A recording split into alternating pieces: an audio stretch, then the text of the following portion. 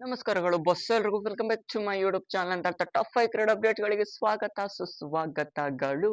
ಎಷ್ಟೇ ಹೋಗುತ್ತೆ ಟಾಪ್ 5 ಕ್ರೀಡಾ ಅಪ್ಡೇಟ್ಗಳು ಯಾವ್ಯಾವ್ದಿದೆ ಅನ್ನೋದನ್ನ ಟಕ್ಕ ನಂಗೆ ಹೋಗೋಣ ಅಂತ ಮೊದಲಾಗಿ ಚಾನಲ್ ವಿಸಿಟ್ ಮಾಡ್ತಾ ಹೊಸಬ್ರಾಗಿದ್ರೆ ಚಾನಲ್ ಒಂದು ದಯವಿಟ್ಟು ಸಬ್ಸ್ಕ್ರೈಬ್ ಮಾಡ್ಕೊಳ್ಳಿ, ಸಪೋರ್ಟ್ ತೋರಿಸಿ ಅಂತ ಹೇಳ್ತಾ ನಾ ಮಾಡುವಂತ ವಿಡಿಯೋ ನಿಮಗೆ ಮೊದಲಿಗೆ ನೋಟಿಫಿಕೇಶನ್ ಮೂಲಕ ಬರುತ್ತೆ. ಸ್ಟ್ರೇಟ್ ಅವೇ ಹೋಗೋದಾದ್ರೆ ಟಾಪ್ 5 ಅಪ್ಡೇಟ್ಗಳು ಯಾವ್ಯಾವ್ದಿದೆ ಅಂತ ನೋಡ್ಕೊಂಡು ಬರೋಣ. ಮೊದಲೇದಾಗಿ ಸ್ಟ್ರೇಟ್ ಅವೇ ಹೋಗೋದಾದರೆ ಜಸ್ಟ್ ಇನ್ನು ಬರ್ತಿರುವಂತ ಅಪ್ಡೇಟ್ಗಳ ಪ್ರಕಾರ ಆಫಿಷಿಯಲ್ ಅಕೌಂಟ್ ಕನ್ಫರ್ಮ್ ಆಗಿರೋದು ಆಂಡ್ರೆ ರಸಲ್ ಅವರು ಇವಾಗ IPL ನಿಂದ ರಿಟೈರ್ಮೆಂಟ್ ನ ತೆಗೆದುಕೊಂಡಿರೋದು ಅಂತಾನೆ ಹೇಳ್ಬೋದಾಗಿದೆ. ಎಸ್, ಇವರು ಸೇಮ್ ಕೆರನ್ ಪೊಲಾರ್ಡ್ ತರವೇ ಒಂದೇ ಟೀಮಲ್ಲಿ ಆಟ ಆಡ್ಬೇಕು, ನಾವು ಒಂದೇ ಟೀಮಲ್ಲಿ ಕೊನೆ ತನಕ ಇರಬೇಕು ಅಂತ ಹೇಳ್ಕೊಂಡು ಕೆರನ್ ಪೊಲಾರ್ಡ್ ಅವರು ಮುಂಬೈ ಇಂಡಿಯನ್ಸ್ ಅಲ್ಲಿ ಸ್ಟಾರ್ಟಿಂಗ್ ಇಂದ ಇದ್ರು. ಅದೇ ರೀತಿಯಾಗಿ ಇವಾಗ ಅವರು ಆಪ್ಷನ್ ಗೆ ಬಂದಿರೋ ಟೈಮ್ ಅಲ್ಲಿ ಅವರು ರಿಟೈರ್ಮೆಂಟ್ ನ IPL ನಿಂದ ಕೊಟ್ಟು ಬಿಟ್ರು.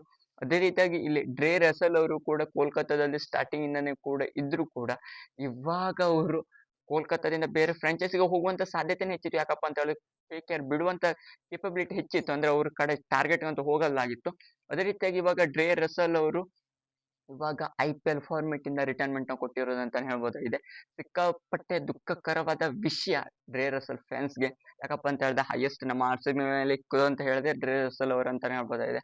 ಆ ರೀತಿ ಇಕ್ತಿದ್ರು ಬ್ಯಾಟಿಂಗ್ ಅಲ್ಲಿ ಅಂತ ಬಂದ್ರೆ ಸಿರಾಜ್ ಅವರು ನೋ ಬಾಲ್ ಆ ಟೈಮಲ್ಲಿ 2019 ಅಲ್ಲಿ ಆ ರೀತಿ ವಿನ್ ಆಗುವಂತ RCB ಮ್ಯಾಚಸ್ ಗಳನ್ನೆಲ್ಲ ಡ್ರೇ ರಸಲ್ ಅವರು ಸಿಂಗಲ್ ಹ್ಯಾಂಡೆಡ್ಲಿ ತೆಗೆದುಕೊಂಡು ಹೋಗ್ತಾರೆ. ಹೈಯೆಸ್ಟ್ ಸ್ಟ್ರೈಕ್ ರೇಟ್ ಅಲ್ಲಿ 190 to 200 ಅಬೌವ್ ಸ್ಟ್ರೈಕ್ ರೇಟ್ ಅಲ್ಲಿ ಹೊಡೆಯುವಂತ capability, long sixes, dealing from sixes ಅಲ್ಲಿ ಹೆಚ್ಚಿನದಾಗಿ ಪ್ರತಿ ಓವರ್ ಅಲ್ಲೂ ಕೂಡ ಟಾರ್ಗೆಟ್ ಹೋಗ್ಕೊಂಡು ಅವ್ರು ಕೋಲ್ಕತ್ತಾ ಟೀಮ್ ನ ಎಲ್ಲೋ ಕರ್ಕೊಂಡು ಹೋಗಿರೋದು. ಅದೇ ರೀತಿ ಒಮ್ಮೆ ಟ್ರೋಫಿ ವಿನ್ ಆಗ್ಲಿಕ್ಕೂ ಕೂಡ ಮೇನ್ ಕಾರಣ ಇಲ್ಲಿ ಡ್ರೇ ರಸಲ್ ಅವರು ಅಂತಾನೆ ಹೇಳ್ಬೋದಾಗಿದೆ. ಆ ರೀತಿ ಇಲ್ಲಿ ಕೋಲ್ಕತ್ತಾವನ್ನ ಮುನ್ನಡೆಸ್ತಿರುವಂತ one of the best allrounder ಅಂತಾನೆ ಹೇಳ್ಬೋದಾಗಿದೆ. ಬೌಲಿಂಗ್ ಅಲ್ಲಿ, ಫೀಲ್ಡಿಂಗ್ ಅಲ್ಲಿ ಅಂಡ್ ಬ್ಯಾಟಿಂಗ್ ಅಲ್ಲಿ ಮೂರಲ್ಲೂ ಕೂಡ ಎಸ್ಟಾಬ್ಲಿಷ್ಮೆಂಟ್ ಪರ್ಫಾರ್ಮೆನ್ಸ್ ಇರುವಂತ ಡ್ರೇ ರಸಲ್ ಅವರು ಇವಾಗ IPL ಫಾರ್ಮೆಟ್ ಗೆ ಇವಾಗ ರಿಟೈರ್ಮೆಂಟ್ ನ ಕೊಟ್ಟಿರೋದು ಅಂತಾನೆ ಹೇಳ್ಬೋದಾಗಿದೆ. ಏನ್ ಮಾಡ್ಲಿಕ್ಕೆ ಬರಲ್ಲ, ನೆಕ್ಸ್ಟ್ ಅಲ್ಲಂತೂ T20 ಫಾರ್ಮೆಟ್ ಅಂತೂ ವೆಸ್ಟ್ ಇಂಡೀಸ್ ಪರವಾಗಿ ಆಟ ಆಡ್ತಾರೆ ಅಂತ ನೋಡ್ಬೇಕಾಗಿರೋದು ಅಷ್ಟೇ. ಬಿಟ್ರೆ ಸೆಕೆಂಡ್ ಅಪ್ಡೇಟ್ ಹೋಗೋದಾದ್ರೆ ಮತ್ತೊಂದು ರಿಟೈರ್ಮೆಂಟ್ ಬರ್ತಾ ಇರೋದು ಫೆಫ್ ಡು ಪ್ಲೆಸಿಸ್ ಅವರು ಕೂಡ ಇವಾಗ ರಿಟೈರ್ಮೆಂಟ್ ನ ಕೊಟ್ಟಿರೋದು IPL ಫಾರ್ಮೆಟ್ ಗೆ ಅಂತ ಹೇಳ್ಬೋದಾಗಿದೆ.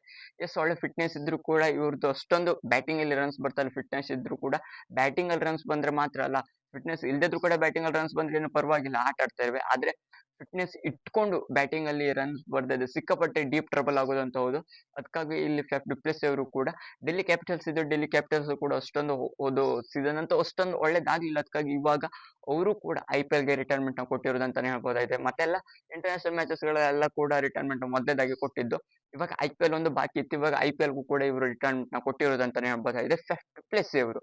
ನೋಡು, 2 ಜನ ಅಂತೂ ರಿಟೈರ್ಮೆಂಟ್ ಆಯ್ತು. ಅದೇ ರೀತಿಯಾಗಿ ಮೂರನೇ ಅಪ್ಡೇಟ್ ಸ್ಟೇಟ್ ಹೋಗೋದಾದರೆ ನಿನ್ನೆ ನಡೆದಿರುವಂತ T10 league, yes, Abu Dhabi T10 league ಅಲ್ಲಂತೂ one of the best performance ಕೊಟ್ಟಿರೋದು ನಮ್ಮ RCB ಪ್ಲೇಯರ್ಸ್ ಗಳಂತಾನೆ ಹೇಳ್ಬೋದಾಗಿದೆ. ಅದರಲ್ಲಂತೂ Romeo Shepherd, Tim David Phil Salt, ಇವ್ರು 3 ಜನರಂತೂ one of the establishment performance, crazy performance ಅಂತಾನೆ ಹೇಳ್ಬೋದಾಗಿದೆ.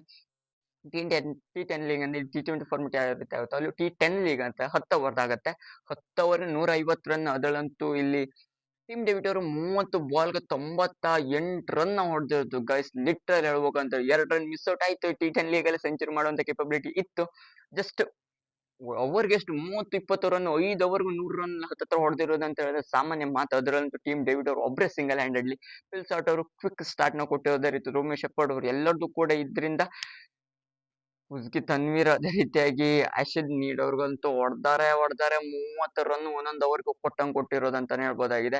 ಒಟ್ನಲ್ಲಿ ಇಲ್ಲಿ one of the best performance ಇಂದ ಚಾಂಪಿಯನ್ ಆಗಿರೋದು ಅಂತಾನೆ ಹೇಳ್ಬೋದಾಗಿದೆ UAE ಅವ್ರು ಅಂತಾನೆ ಹೇಳ್ಬೋದಾಗಿದೆ. ನೋಡುವ ಏನೇನೆಲ್ಲ ಆಗತ್ತೆ. ನಮ್ಮ RCB ಕೂಡ ಮ್ಯಾಟರ್ ಆಗತ್ತೆ. ಇವ್ 3 ಜನರ ರಿಕ್ವೈರ್ಮೆಂಟ್ ಸಿಕ್ಕಾಪಟ್ಟೆ ಹ್ಯೂಜ್ ಎಕ್ಸ್ಪೆಕ್ಟೇಷನ್ ಇವ್ರ ಮೇಲೆ ಇಟ್ಕೊಂಡಿರೋದಂತ ಹೌದು. ಇವ್ರೊಂದ್ ಕಡೆ ಸ್ಟಾರ್ಟ್ ಕೊಡ್ತಾರೆ, ಟೀಮ್ ಡೇವಿಡ್ ಅವ್ರನ್ನ ವಿಕೆಟ್ ತೆಗಿಲಿಕ್ಕೆ ಆಗಲ್ಲ, ಆ ರೀತಿ ಹಾಕೊಂಡಿರೋದು. ರೋಮಿ ಶೆಫರ್ಡ್ ಅವರು ಕೂಡ one of the best hitter ಅಂತಾನೆ ಹೇಳ್ಬೋದು.